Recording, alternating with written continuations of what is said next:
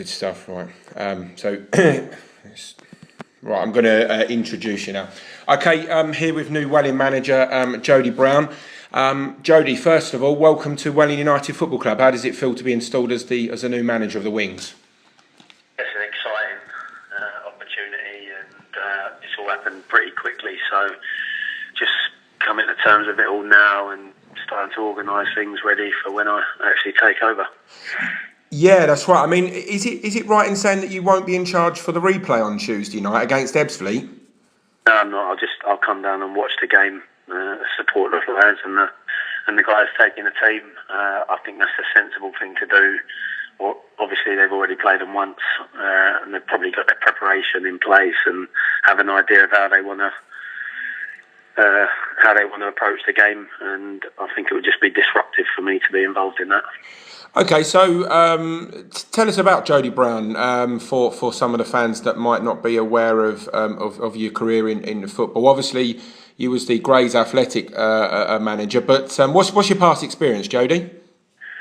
Well, my first managerial job was when I was about 25 at Tiptree United in the Eastern Counties League, and everyone sort of said, "Oh, he's too young, he's not ready for it." And I did relatively well there and moved on to Halstead Town. And then in the same league, and then from there I went into the Ryman League at Redbridge. We were really successful at Redbridge. Got to the FA Cup second round, losing out to Crawley. Then from there I went to Malden and Tiptree in the Ryman League as well. We finished second, lost in the playoff final. Then went to their rivals Haybridge when they were in a bit of a sticky position after their manager had just left to go to Chelmsford City.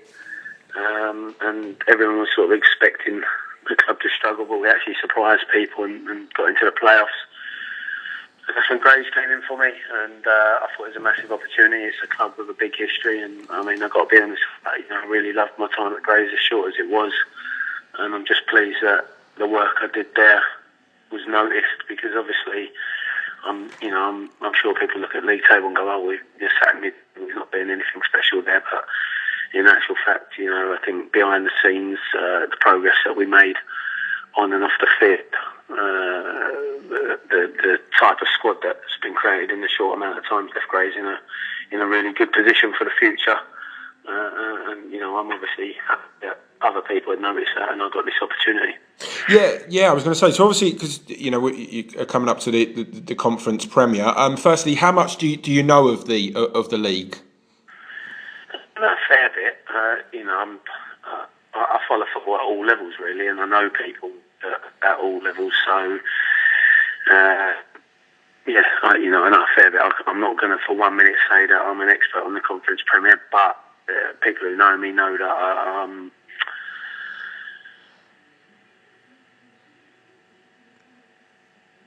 as much about opponents as I possibly can. So I won't be underprepared. But right here on this interview, I couldn't give you a good analysis of any teams in the league, but I can assure everyone that I will do my homework. I always do my homework, and I'll always be prepared for the opposition. Yeah, and are you excited about the step up to managing in the conference? I mean, what is your style of management, Jody? What, in terms of playing style? Yeah, sort of just playing style. What the fans can expect? I think it's very similar to Jamie Days. I think that might be one of the things that appealed to the board, in that a transitional period is always difficult, but the last thing you really want is someone coming in with a completely different philosophy to the one that's just gone out, if it was a successful one. And Jamie's obviously been very successful, and the club are on a high and doing really, really well at the moment. Everyone can see that. And my playing philosophy is very similar. I like the team to retain the ball. I encourage to express themselves. I very rarely will encourage them to sort of play direct and hopeful football. If it's required, I am adaptable and I am versatile. There are games, there are conditions, there are opponents where you have to be versatile, but as a basis, I want my teams to retain the ball. I want fullbacks who are comfortable in possession and can join in, get into the final third. I want midfield players who are happy to rotate and get on the ball in different areas of the field. And front boys who will press and regain the ball high, but then are exciting players when they do get the ball. I know that all sounds attractive and that, but I've learned over the years to be able to grind things out and, you know, have a good shape and good discipline as well. So I like to think when people ask me my football philosophy is like I'm versatile. I try and be versatile depending on the opposition. There's general basis, I want the team to play decent football and retain possession. Yeah, you mentioned obviously Jamie Day. He's obviously been very, very successful for the club.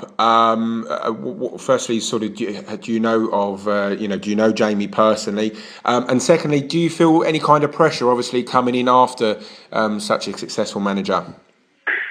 I don't know Jamie personally. I have actually crossed paths a few times in like academy football. He was managing some sort of Cambridge satellite centre. I've worked in various academies, and I have come across Jamie a couple of times. Seemed like a nice guy, quiet, but obviously knows his way he wants to play and whatnot, and respected the way he worked. From the outside, I admired the job that he's done. I think everyone does, and hence he's been approached by another club. But in terms of pressure, no, I don't feel pressured. It's always been my target to climb the leagues. I've never made any secret about it. Football is my profession. That's all I've worked in, and I'm confident in my ability. I'm not saying that I'll come in and do better. I'm not saying I'll come in and do worse, but I don't feel under pressure. I feel quite confident that I can come in and at least continue the work that he was doing. Yeah, one of the things when Jamie did leave the football club was that obviously he cited the playing budget, and he felt that's always been sort of restricted. You obviously know what the playing budget is, and do you feel confident that you can work with that? It just is what it is, isn't it? I've always had to give interviews at every club I'm at, and people always want to bring up budgets. I don't like to fall back on. I think it's a ready-made excuse when you start talking about having a low budget. You know, it's well documented that the club haven't got the same resources as a Bristol Rovers or a Torquay. I'm sure, but I don't want to start making ready-made excuses. People know the circumstances.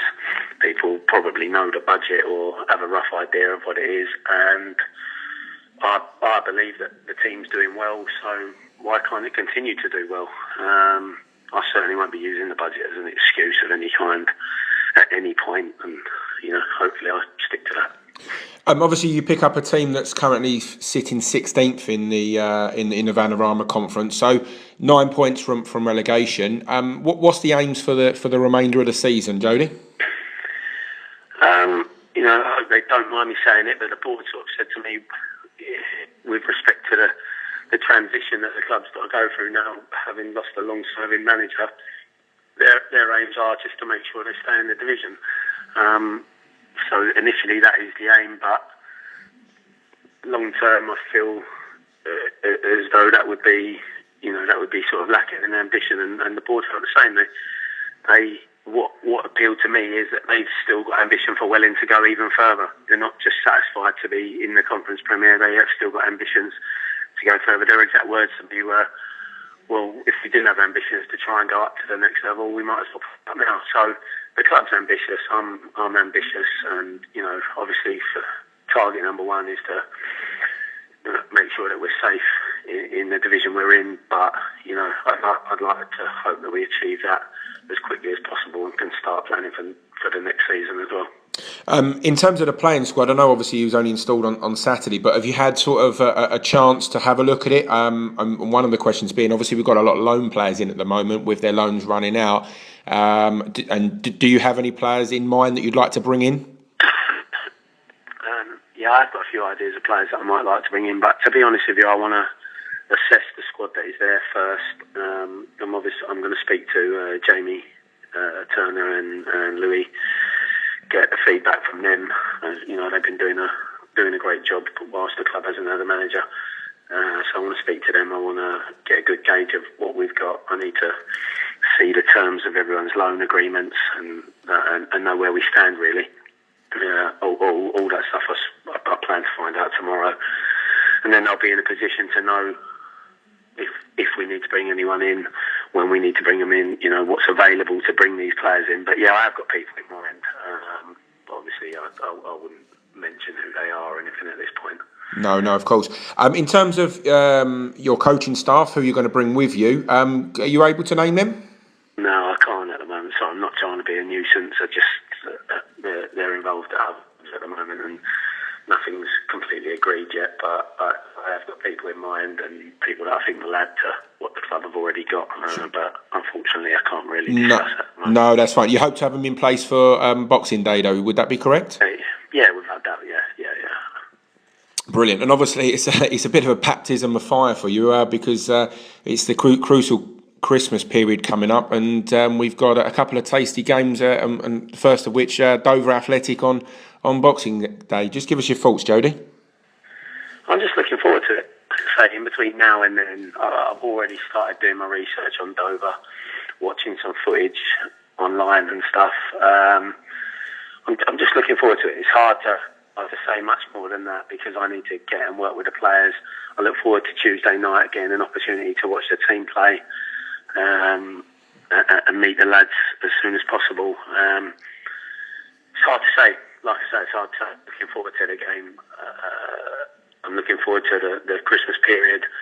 Without disrespecting the club I'm just leaving, like you look at the fixtures and you see Torquay on the Sunday as opposed to, I think I might have had to go to East Thurrock. So I'm excited, but in terms of my preparation so far, I can't say too much about the games because I haven't had a chance to prepare. I was still managing Grays yesterday.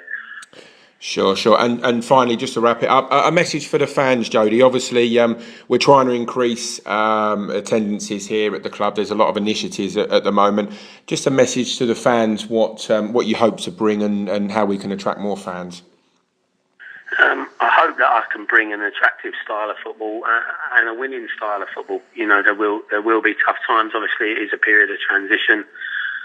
But if they give me the same support as they gave the previous manager, I don't expect that to happen overnight. I intend to try and earn that rapport with the supporters. I hope I can give. I always have created attacking teams who play attractive football, and I hope I can do that again. And it does always help to have vocal support in it certainly at your home games, your away games as well, if possible. I do just hope to reproduce the football that I've produced at the clubs that I've been at, and I'm sure the fans will appreciate it too.